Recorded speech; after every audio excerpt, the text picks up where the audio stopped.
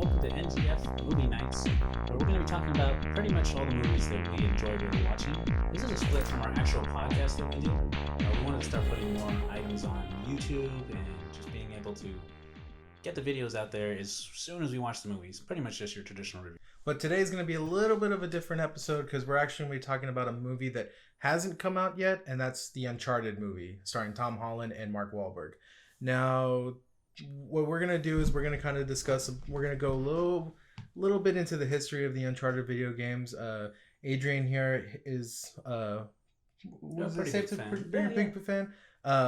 So he has sort of the knowledge base. I'm more of the I'll be filling in for the general audience member who hasn't really played the video games. So we're going to just talk about things we hope to see in the movie, things we hope we don't want to see in the movie. Well, I want to say don't. I actually want to say just more of anticipations and see the rough outline of what we'd want to see, because we're also going to talk about a movie that's actually recently just come out, which was Resident Evil. Yeah, another video game adaptation. Yeah, I was the same. We're going to really talk about most because this is just our anticipation waiting to see exactly what's coming, because this is a bit more of a high budget one. We're going to see obviously some really big actors like Tom Holland and Mark Wahlberg coming out in that, so we're going to really see what they can do. I mean, is it going to really be the one to kind of cement that the video game movie adaptation curse is lifted? Because I think Sonic is one that's kind of being argued as the first one to break that curse.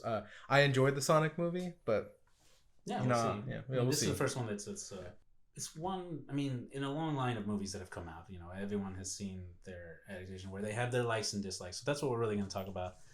I mean, we just wanted to really just pinpoint on that on things like Resident Evil is just had quite a few movies that have come out on that version, and some were okay and some were really bad. Like, I didn't really care for this newer one that came out. It's safe to say we're going to be using Resident Evil as the poster child of what not to do in an adaptation to a certain degree. We're not, obviously we can't judge Uncharted yet because we haven't seen it yet because it hasn't come out yet. So when the movie does come out, expect a review from us on that. But right now it's just going to be more of our guesses of what's going to happen in the Uncharted movie and our anticipation. What we'd like to see. Yeah, what we would like to see. Yeah. So, well, have you ever actually been a person that played any of the games? I played the first few levels of the very first game. I think I got about to the part where one of the I get what you mean. Yeah, like chapters and chapters. Yes. Yeah. Okay. Yeah, we're modern video games now. It's no not levels. Really chapters, but yeah. But yeah, so I think I got to the part where he's on the island, trying to escape one of the many pirates he runs into. Can't tell you which island. Can't tell you. It's been a long time. I actually have the trilogy set and Uncharted 4, but I just have not. To break it down, the Uncharted series has been a series that originally launched back in 2007 with Drake's Fortune. So I mean, the game has been around for quite a while, and to have 4 games that came out for it, including there was a PSP port. I never really had the chance to play that one, as well as Lost Legacies, which was basically just like a really long DLC, but played from the version of Chloe, which is actually one of my favorites. So that goes into my anticipation that I see that they added Chloe into the series. So I'm curious on people's thoughts on that, because part of me feels like they're taking a little bit from part 3's, which is Drake's Deception, where the opening you start off as a really young Drake. Although Tom Holland is 25, so he's got a really young face. So he does. Looks like he's a kid. So so people keep saying, oh, he's way too young, he's way too this. I'm like, yeah, it's baby face. He's really young looking, but he does carry himself a certain way. So yeah, I'd say he's past that from the 3rd game, where he's probably, I don't know, maybe 16, 17. No, it seems like he's going to be in his early 20s in this game. Yeah. Well, anyways, but that one starts with the introduction of him and Sully. So I feel like this movie's going to show the introduction of him and Sully. And I feel like they might maybe jump a little bit, or if it's all going to be one continuous story from them meeting to developing their friendship and their father-son dynamic in a sense. Yeah. Which is not really like too much of a father-son dynamic, but it's a really close friendship. Yeah. Would you say that it's safe to assume they're probably I can never pronounce the word right, so forgive me. Amalgamating the stories a little bit, like maybe like starting off with what happens in 3 at the beginning, like with the prequel stuff, and then it's gonna sort of not really borrow.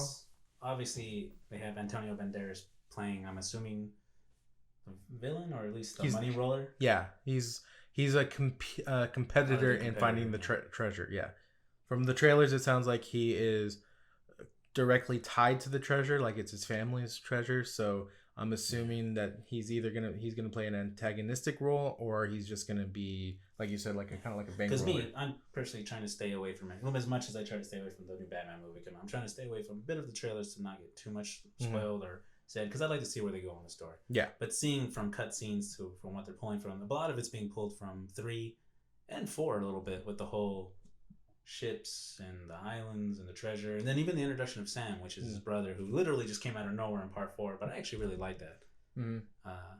That added on character was never a problem for me. One, it was played by Troy Baker, so I didn't really mind that, and I loved Nolan North as Nathan. But I mean, I would just like to see what they do, if they're gonna do the actual back history of them talking about the treasure, going into how intelligent they are and how much they know about history. That was actually kind of the fun parts about the game. Is there was puzzles, there was figuring out, there was learning actual like history about stuff and listening to him explain everything and go into detail. Yeah, it's very like National Treasure, like Nicolas Cage explains stuff. I hear it is very much like a good like the bastard child of National Treasure and Indiana Jones. Yeah, and Nathan Drake is very much an Indiana Jones type character. Indiana Jones, Han Solo-esque type thing. Yeah. It's a good mixture of the two. Yeah. So, what is it that you hope they don't do with the movie? Like, if we're gonna start comparing it to what's happened with like Resident Evil and all that. What's lucky about that is this is the first movie, so they got something to work with. They can obviously go from wherever they want on this one. But what the problem I had with Resident Evil, which was a new one, the Welcome to Raccoon City, by the way, was it, and there's a lot of people said the problem, which you had a thing where you said, but we'll get back to that, is they took the first game, which had a lot of lore in it, and all took place in a mansion and had entire alpha team and the whole deception of Wesker and everything, blah blah blah, and then they take part 2, which in itself is considered one of the best follow-up games. It's like the Terminator 2 of video games. Yeah. It's like, wow, Aliens 2, everything, there was just more. Yeah. And it was 2 characters that you really fell in love with, in a sense, with Leon and Claire. Yeah, very big characters in the Resident Evil franchise. I mean, so good that they brought back the series for that. Yeah. It sparked up a whole remake that was incredible. What an atmosphere. But then it's like they smushed those 2 things together, and it didn't work. There was enough story there, which in Uncharted, there's so much story, and I would love to see what they can do with that. I don't want to see them try to pile on too much. Yeah. From different storylines to try to make a movie. Yeah. Where I'd like to see them do more of an original idea while pulling from source material, because I want to say Drake's Fortune, which is the first game that came out, probably takes place when he's got to be in his late 20s to early 30s. Yeah. So there's enough room to say that they can build going into that. Yeah. What I don't want to see is what they actually, and this is the reason why I think they did it in Resident Evil, which is they, in my opinion, from watching Resident Evil Raccoon City, not being a big fan of the Resident Evil series, not knowing as much of the lore as Adrian does, but I can tell just from watching the movie that they tried to smush everything together because they wanted to get all the legacy characters in there with Claire, what am I blinking on? Leon, Wesker, all of them. Yeah, they put dumped. them. Yeah, they just dumped. They took characters that came out in the extended part of 1, where they had was it Lisa? Yeah, Lisa Trevor. Lisa Trevor. Yeah. Introduction of Wesker. It wasn't really Wesker to me. Yeah. He reminded me more of, was it Jake from part 6? Wesker's son? You're asking the wrong person. I'm actually blanking on that. I've only played, because I actually liked his character in 6. I know a lot of people didn't really care for game 6, but I thought it was okay. Yeah, I've only played RE2, a little bit of RE4, Resident Evil Nemesis on the original PlayStation. But again, like you could name off all these games, but that's pretty much what they did. Is they cherry picked all their favorites. Like I don't know. There's a lot of people. What did you say? That's like a lot of gamers say that are people. Okay, so from what I'm reading up on, so take it with a grain of salt. It's on the Twitterverse. So just from people who are fans of the Resident Evil series, and also critics who I'll take their word with a grain of salt too, because I don't think they're the biggest gaming fans in the world. But one of the criticisms they're saying against the Resident Evil movie is that that sometimes it's too faithful to the game, and Adrian very much disagrees with that. But he actually told me my today. facial reaction was just like I don't really agree with it, because when I watched the story, I was like, this story does not. It's I can see where they're going, but they were all on. Like, they had the format, they had the timeline, but it was like put together like as if it was all in pieces, like a puzzle. And someone that never played any of the games or even knew the lore just had to put it back together and said, "Well, this piece looks like it fits with this piece, and let's put this story." It's like they altered people's stories, so it's like I don't know if there's spoilers for anyone who hasn't seen it. I apologize, but where Claire and Leon are supposed to be really attached to a certain character, like Sherry Birkin, it was actually Chris and Jill who actually came across her, and Claire and Leon didn't meet her till the end, which they just swapped those two characters, and they had some kind of weird, like Chris had a father figure in Birkin, in Dr. Birkin, and it didn't make sense. Like, they never come across each other in the games. It's like someone that's never played a game that put it together, and it feels like it was too, how they say it, it was too faithful in the sense that they wanted to pull all these, as you say, legacy characters and throw them all into a pot and just say, well, here's all your favorite characters. And my reasoning, it just didn't work. Yeah, and my belief in why they did that is because they were not confident that they would get a second movie. That the first I can't follow that one. Doing if they have done. We're going too far. Oh yeah. Sorry. But if you've been following us for a long time, you know I go off on tangents. So I was about to go off on a tangent. Thank you for that's pretty much what he was saying for the Uncharted thing. We apologize for going too far. But I will say the funniest thing ever is watching a Resident Evil movie with this guy and just knowing like the parts that they're messing up, because you could just hear him audibly going like, "Oh come on!" Like, there could be a whole thing. We'll go into it a little bit more after the Uncharted thing, because we're talking about the anticipation for sure. But that's where you see that frustration that I actually have for that.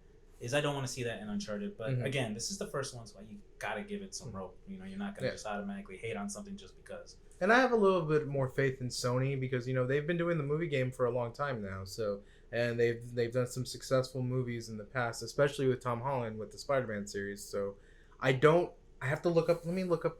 You talk a little bit about that, and I'll look up the director because I want to see if he's a first-time director. He's a first-time director. Well, anyways, it's just the anticipation would just be to see what part of the story they go on. Like, I'm hoping that the chemistry, as they said, between Tom and Mark Wahlberg is really great, because I always loved Nathan and Sully. They both just play off each other well. There was that dynamic of just mentor and apprentice, and then as it went on, friendship and almost that father-son figure. I'm a little hopeful now because I saw it's Ruben Fleischer, and he directed the first Zombieland movie and Venom, which movies I actually do like, and so a little bit more faith. But yeah, so anyway. But as you see, they are adding characters, but I kind of like it because it's in his youth. Obviously looks like they're having Chloe in it, which is one of my fan favorites. I really love Chloe. I actually, if he never married Elena, I could see him being with Chloe pretty much. I'm one of those people that's just like, oh my god, they had great chemistry in the game. It was awesome. You were, as the kids would say, a shipper.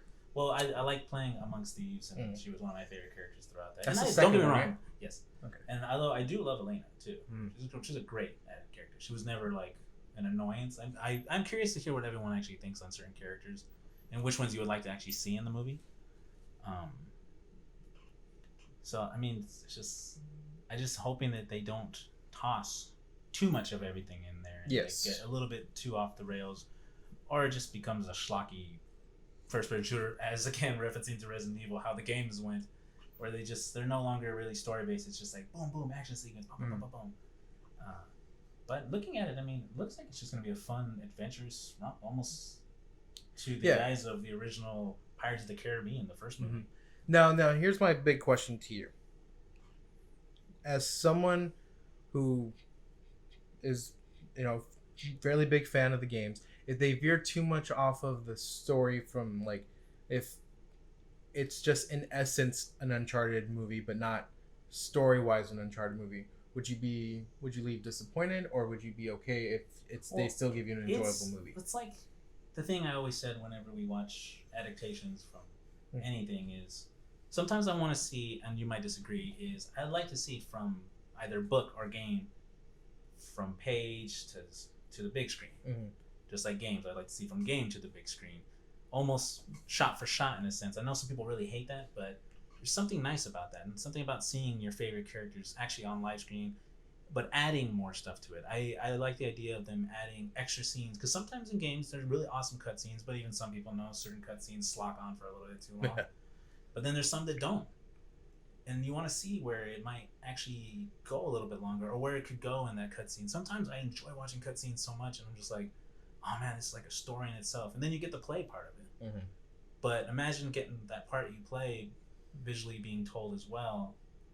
So like there's just that little middle ground that I would like to see sometimes. Yeah. But if it's a fresh perspective, obviously it's going to take place prior to the games, between Nathan being really young to him before he starts with Drake's Fortune. It would be interesting because it's going to be refreshing. You'd be able to see how the friendship grew, how him and Sully became friends. You can even add Sam, because in the fourth game, Sam doesn't disappear until a little bit down the road. Mm-hmm. It'd be interesting to see how that dynamic works and who they picked as Sam. Yeah, I would say that the reason I don't think they're going to veer too much from the story is because this is from the new age of video games where the narrative is a lot more important than like say like even from like the mid 2000s, like early mid 2000s. This is like the 2010 era where they really started putting a lot of effort towards having a compelling narrative and having those cinematic like cutscenes where it feels like you're watching a movie in between playing a video game. Like, so I feel like that gives them a better groundwork to better adapt it than like Resident Evil has been adapted, or other video game movies in the past. I mean, yeah, and you're probably wondering why we always reference Resident Evil. It's because Resident Evil had so many chances. Long history. I mean, they had the whole series of Mila Jovovich's adaptations, played, directed by her husband, and they did so many movies together. So good. To me, that spectrum kind of went from the first one, the second one was a little bit up, and then it just kind of went, and then just nosedived at some point. I'm pretty sure there's people out there that love all the movies, or at least love parts. Yeah.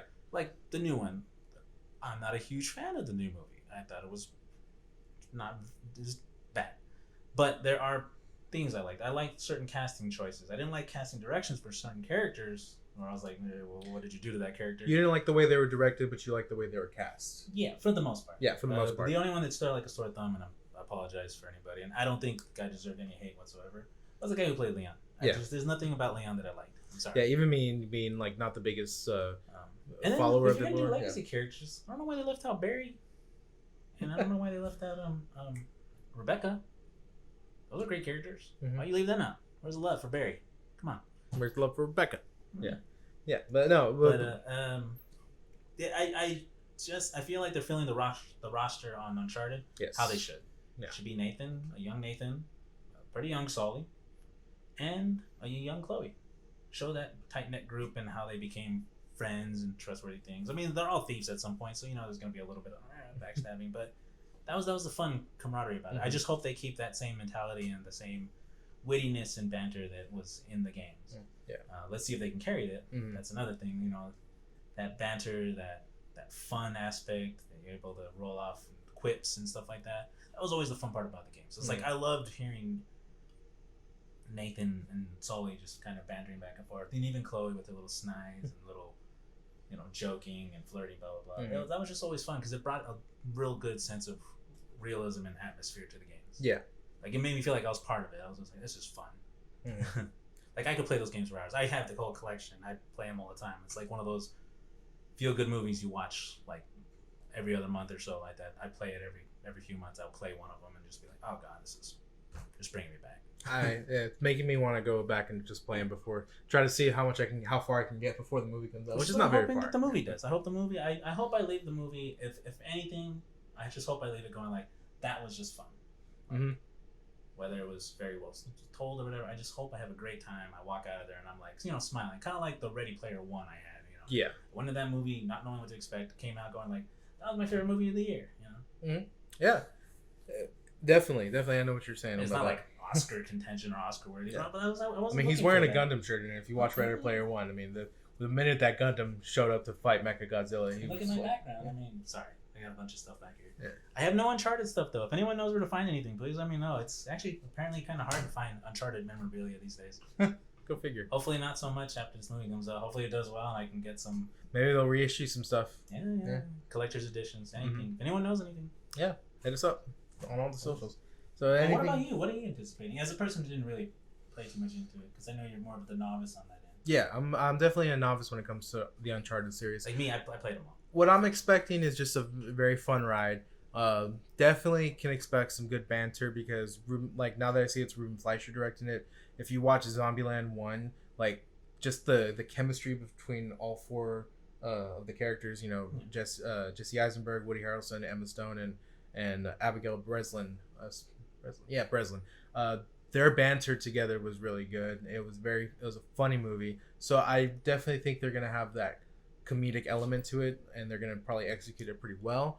As far as the action stuff, also gonna be executed pretty well because Ruben Fleischer is a solid director when it comes to action and set pieces. So I'm looking forward to the movie, but I also have my expectations set kind of low because video game movies in the past have very much disappointed me. Like I have not seen the Assassin's Creed movie. Here's and it's funny. I'm a big Assassin's Creed fan, but even I didn't go watch the movie. I watched segments of it, but I could already tell. Mm-hmm. Like, so that's a big question I want to ask some of you before we end this video is, what are some of your guys' favorite, video game adaptations that were actually hit the bar? Whether or not it's your comfort video or your guilty pleasure one. Like, which one do you just like enjoy watching? Like, I have maybe two tiers of that. Like my guilty pleasure one is Mortal Kombat, the original one that came out. Oh my god, I love that movie. Yeah. I could watch that from start to finish. The other one that I like, and I put it in a different genre because it's horror aspect, was Silent Hill. A lot of people don't give that movie credit. They don't give that movie. Silent Hill. I thought that was pretty close. They took from two different games, but they did that, and I felt right. What's funny is the original Mortal Kombat, also directed by Paul W.S. Anderson, who directed the Resident Evil franchise. Yeah. What did he do?